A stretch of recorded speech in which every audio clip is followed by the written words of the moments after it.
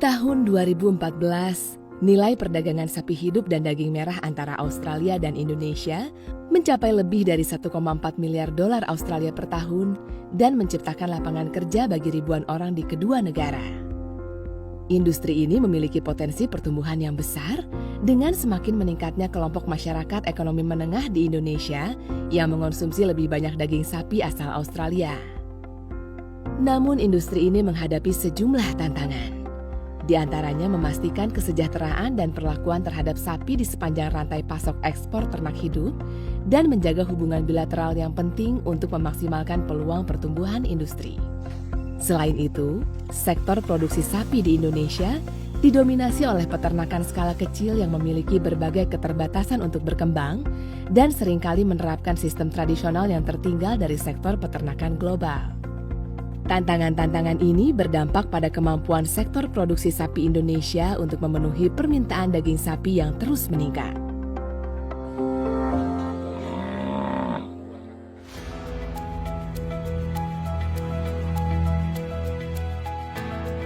Indonesia-Australia Partnership on Food Security in the Red Meat and Cattle Sector atau Partnership dibentuk pada tahun 2014 untuk menjawab tantangan-tantangan ini.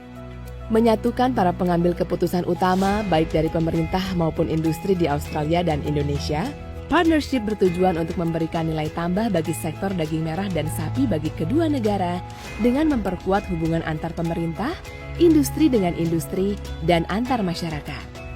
Sepanjang satu dekade terakhir, partnership telah melaksanakan berbagai proyek dan kegiatan yang membawa perubahan nyata.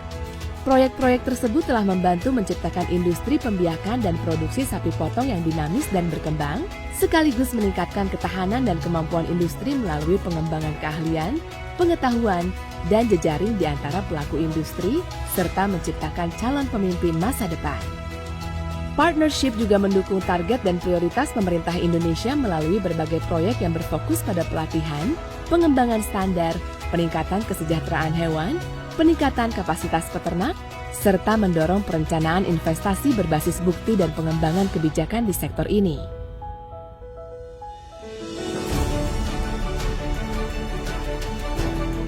Setelah 10 tahun berjalan, partnership akan segera berakhir.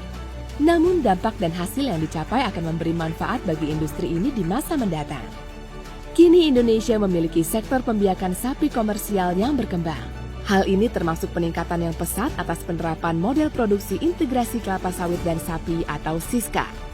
Industri sektor daging merah dan sapi di Indonesia juga menjadi lebih tangguh dan mampu berkat berbagai pelatihan dan peningkatan kapasitas industri, petani skala kecil, dan mahasiswa. Sektor ini juga kini memiliki kesadaran dan praktik kesejahteraan hewan yang jauh lebih baik, serta memiliki kapasitas kelembagaan untuk mengawasi dan menerapkan prinsip-prinsip kesejahteraan hewan.